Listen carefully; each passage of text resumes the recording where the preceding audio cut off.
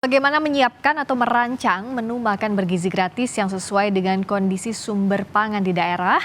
Kita bahas bersama juru bicara Kantor Komunikasi Kepresidenan Ujang Komarudin dan Wakil Ketua Komisi 10 DPR RI, Maesti Wijayati. Selamat malam, Kang Ujang, Mbak Esti. Selamat Selamat malam, malam, Mbak. Kak Priska. Selamat malam, Pak Assalamualaikum, Ujang. Ibu Esti. Waalaikumsalam, Iya. selamat malam. Kalau dari Kang Ujang dulu, sejauh ini sudah sejauh mana persiapannya? Yang akan jadi prioritas di daerah mana dulu dan menunya apa saja komposisinya? Ya, kami sudah 1 tahun uji coba ya terkait dengan makan bergizi gratis ini. Sudah dilakukan uji coba yang cukup kuat ya dalam konteks untuk memastikan bahwa perjalanan atau proses makan bergizi gratis ini agar ketika kick off ya, ketika dilaksanakan di bulan Januari itu betul-betul tertata dengan baik. Oleh karena itu inilah momentum yang terbaik dari pemerintah, dari Pak Presiden untuk memastikan anak-anak Indonesia mendapatkan haknya ya, mendapatkan makanan yang bergizi, makanan yang sehat. Apa komposisinya? Tentu kalau kita merujuk kepada ahli gizi ya komposisinya seimbang terkait dengan gizi itu. Ya ada proteinnya, ada karbohidratnya, ada lemaknya, ada airnya, ada seratnya. Ini penting bagi anak-anak Indonesia agar memastikan kecukupan gizinya seimbang. Nah, dalam konteks itu maka akan dilihat kalorinya. Kalau memenuhi unsur 600-700 kalori maka sudah dikatakan bergizi makanan tersebut. Dan dalam konteks itu pula kami akan memberikan yang terbaik bagi anak-anak bangsa ya untuk mendapatkan tadi makanan yang sehat, makanan yang bergizi untuk memastikan anak-anak Indonesia tumbuh dengan cerdas, sehat, kuat dan kompetitif untuk menghadapi persaingan global nanti. Dan Pak Presiden menginginkan anak-anak Indonesia tumbuh dengan cerdas. Di saat yang sama juga kita akan mempersiapkan anak-anak Indonesia untuk menjadi generasi emas di 2045. Kang Ujang, untuk prioritas daerahnya mana saja dulu? Ya, kita tentu melihat daerah-daerah yang sudah ditentukan oleh Badan Gizi Nasional ya, sudah ada titik-titiknya. Nanti akan langsung diumumkan oleh Badan Gizi Nasional di bulan Januari itu. Kita tunggu saja karena itu menjadi bagian daripada BGN untuk memastikan wilayah-wilayah itu tersebar dan memastikan semuanya berjalan dengan baik, smooth, dan tadi bahwa ini adalah program Presiden yang perlu didukung oleh seluruh rakyat Indonesia. Untuk daerahnya kan nanti BGN yang akan mengumumkan. Tapi kalau yang terakhir informasinya tidak semua daerah misalnya akan mendapatkan susu tergantung ketersediaannya, apakah akan diganti protein lain telur atau kelor. Nah ini apakah bagaimana menjaminkan bahwa ini bukan semata-mata karena efisiensi anggarannya 10.000 per porsi?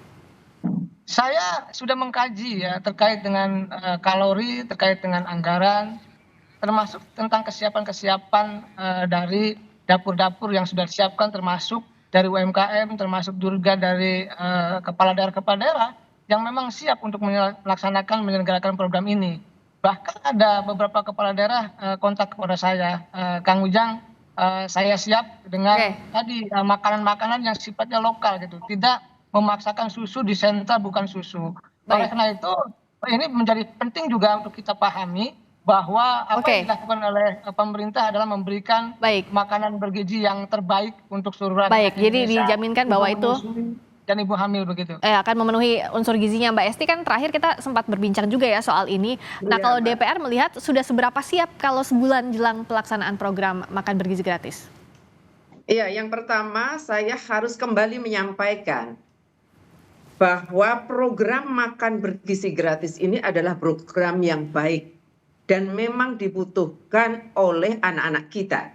Karena kami juga baru saja berkeliling di beberapa wilayah, kita bisa melihat bagaimana anak-anak SMP yang mestinya sudah badannya besar begitu ya, tapi memang nampak kemudian lebih kecil daripada daerah-daerah lainnya.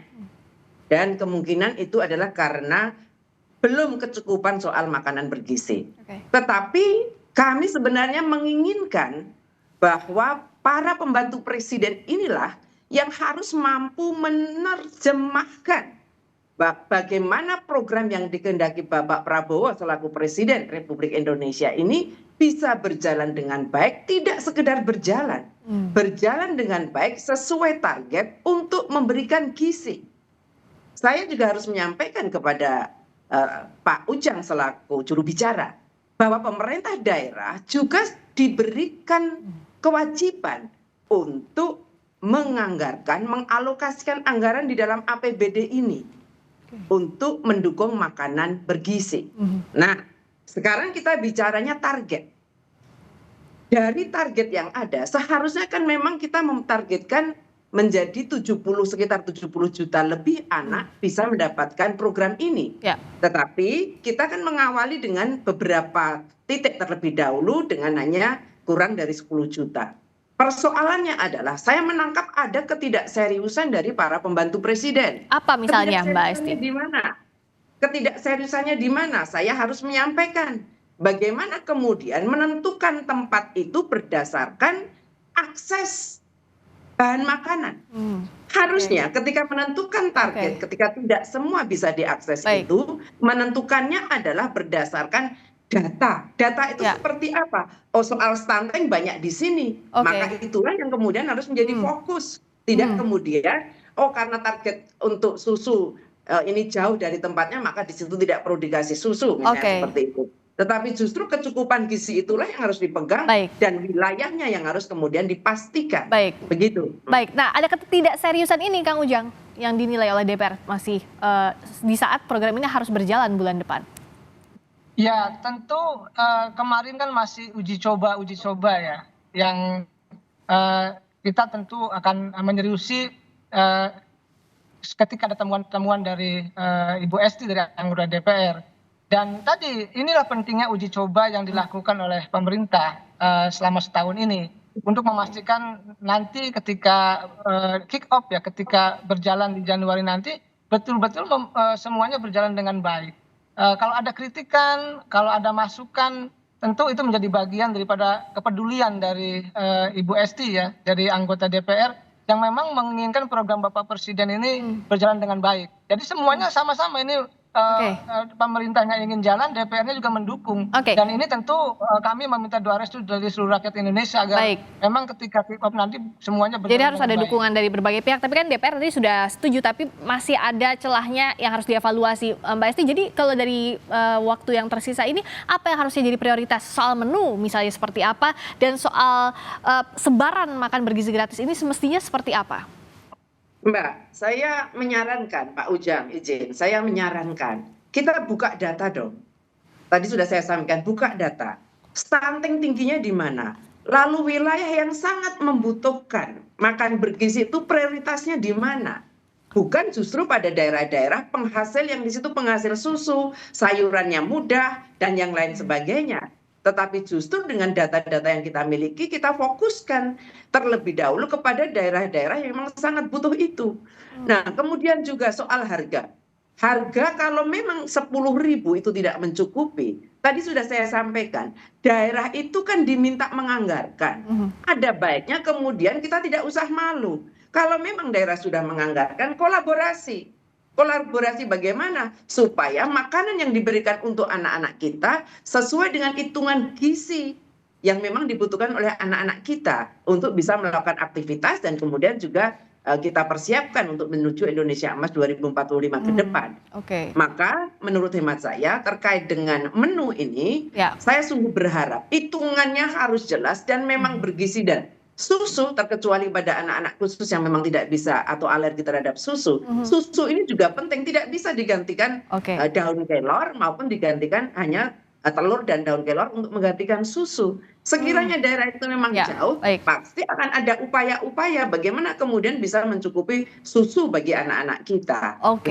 Jadi harus saya berharap keseriusan program ini benar-benar dilakukan untuk mensukseskan program Pak Prabowo sebagai Presiden Republik Indonesia. Jadi- Kita dukung penuh, tetapi harus baik. ada keseriusan dari Baik. para pembantu presiden di dalam